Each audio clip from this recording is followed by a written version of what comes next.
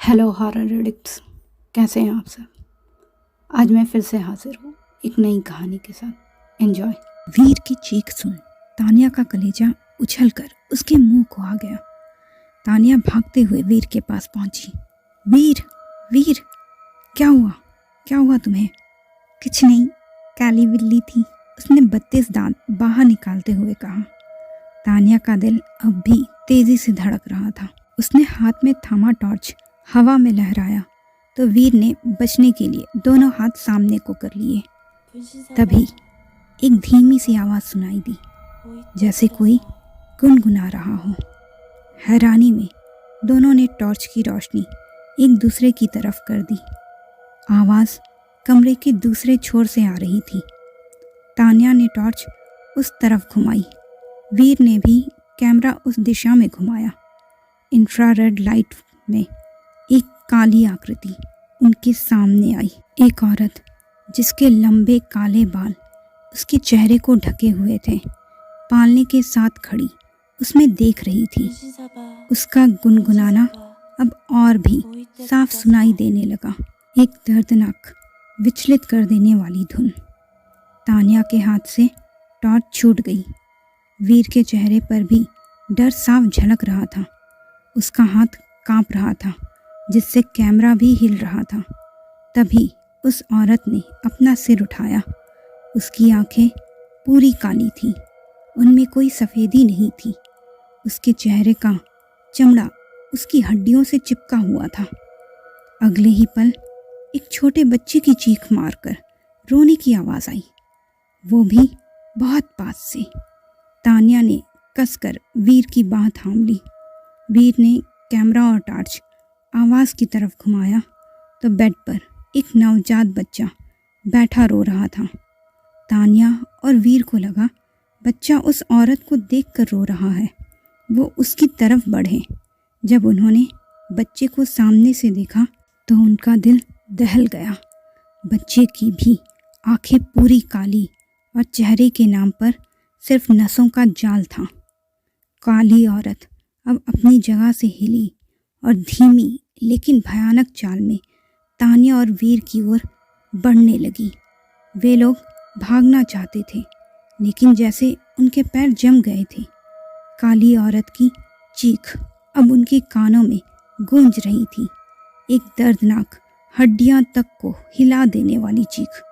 बच्चे का भूत भी अब जोर जोर से रो रहा था। पूरा कमरा उनके शोर से भर गया था। कैमरा नीचे गिर गया। तानिया और वीर दोनों अपने कान बंद कर डर से फैली हुई आंखों से कांपते हुए उस औरत को अपने नज़दीक और नज़दीक आते देख रहे थे। कैमरे की इंफ्रारेड लाइट गिरने के बावजूद चालू ही थी। आखिरी में जो दिखा वो उस काली औरत और बच्चे का भयानक चेहरा था। फिर चारों तरफ सन्नाटा छा गया। अगले दिन जब पुलिस को उनकी गाड़ी अमन के घर के सामने दिखी तो उन्होंने घर में जाकर देखा तो वहाँ 2 टॉर्च और एक कैमरा ज़मीन पर गिरा हुआ मिला। तानिया और वीर का कोई पता नहीं चला। कैमरे की फुटेज में जो दिखा वो इतना डरावना था कि पुलिस भी सहम गई। अब ये केस बहुत ज़्यादा चर्चा में आ गया। पहले कपल और बच्चा, अब 2 न्यूज़ रिपोर्टर्स के गायब होने की खबर देश के सारे जाने माने पैरानॉर्मल एक्सपर्ट्स के पास भी पहुंची। तो उनकी एक टीम अमन के घर पहुंची। ग्रुप सारी तैयारियां और मॉडर्न इक्विपमेंट्स के साथ इन्वेस्टिगेट करने आया था। टीम में leader paranormal expert Arjun, technical expert Vikram और आत्माओं से कनेक्ट करने में एक्सपर्ट मीरा थी। अर्जुन ने वीडियो कैमरा चालू किया। आज हम अमन और अंजलि के घर में हैं और होपफुली यहाँ की मिस्ट्री सॉल्व करके ही जाएंगे। अंदर जाने से पहले आप लोग ये पहन लीजिए, ये आप लोगों की रक्षा करेगा।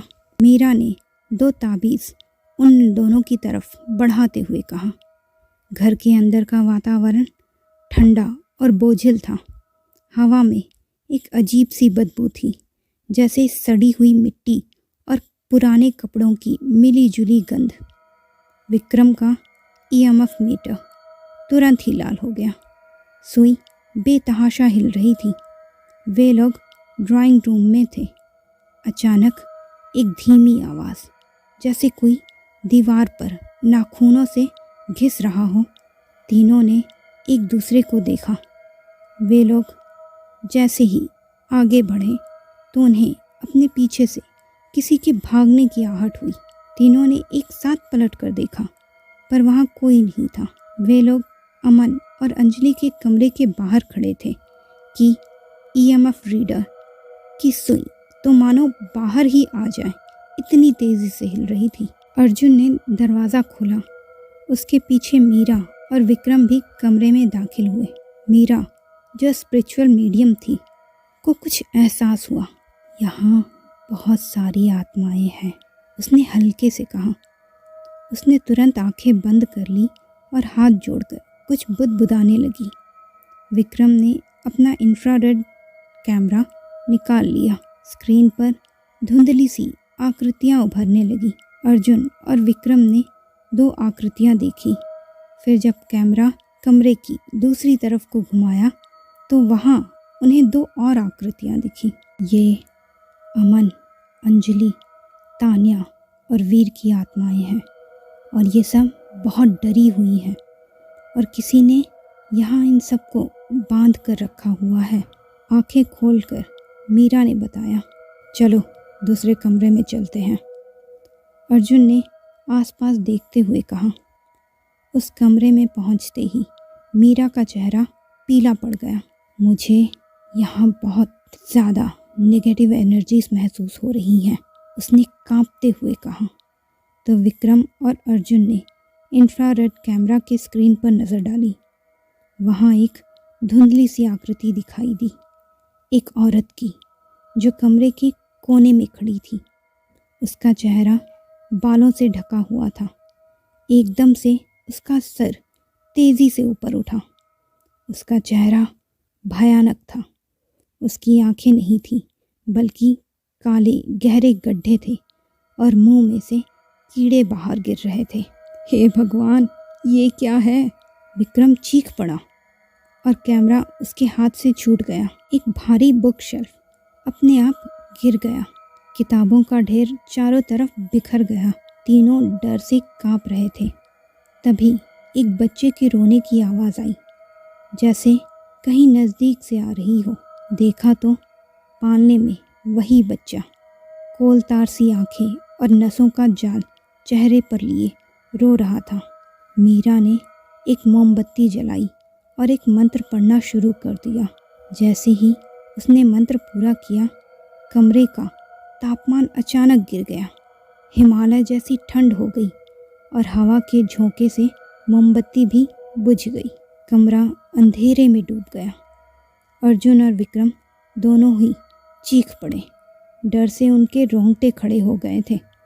अंधेरे में एक ठंडी हवा का झोंका मीरा को महसूस हुआ, जैसे कोई उसके पास से गुजरा हो। फिर अर्जुन की घुटी घुटी सी आवाज़ सुनाई देने लगी। खतरा जानकर मीरा ने तुरंत अपने एक झोले में हाथ डालकर एक बॉटल निकाला और उसका पवित्र जल आवाज़ की दिशा में छिड़क दिया। तो अचानक एक अमानवीय चीख गूंजी। फिर अर्जुन खांसने की आवाज़ आई।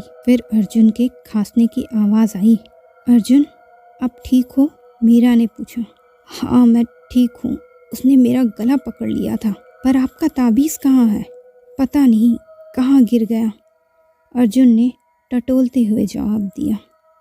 आप दोनों मेरे नज़दीक आइए। ये कहकर मीरा ने पवित्र जल का घेरा तीनों के चारों तरफ खींच दिया। मीरा ने अपनी आंखें बंद की और एक शक्तिशाली मंत्र पढ़ना शुरू कर दिया। उसकी आवाज़ दृढ़ और आत्मविश्वास से भरी थी। जैसे ही उसने मंत्र पूरा किया, कमरे में एक तेज़ रोशनी हुई, जैसे किसी ने फ्लैश लाइट जला दी हो। महिला और बच्चे की आकृतियाँ चीख उठी। उनकी आवाज़ें दर्द और गुस्से से भरी थीं। फिर धीरे धीरे वे धुंधली होने लगी, जैसे हवा में घुल रही हो। एक जोरदार आवाज़ के साथ खिड़की खुल गई। ठंडी हवा का एक झोंका कमरे में आया, लेकिन इस बार हवा में डर की जगह शांति का एहसास था। विक्रम ने अपना ईएमएफ मीटर उठाया। सुई अब स्थिर थी। वे चले गए, उसने राहत की सांस लेते हुए कहा। चलिए उस कमरे की आत्माओं को भी मुक्त करा देते हैं। ये कहकर मीरा अमन और अंजलि के कमरे में गई और पवित्र जल छिड़क कर कोई मंत्र पढ़ा। अब पूरे घर का वातावरण नॉर्मल फील होने लगा था। तो मित्रों, कैसी लगी ये स्टोरी? अपनी राय कमेंट बॉक्स में ज़रूर दीजिएगा और मेरे चैनल को सब्सक्राइब करना बिल्कुल मत भूलिएगा। धन्यवाद।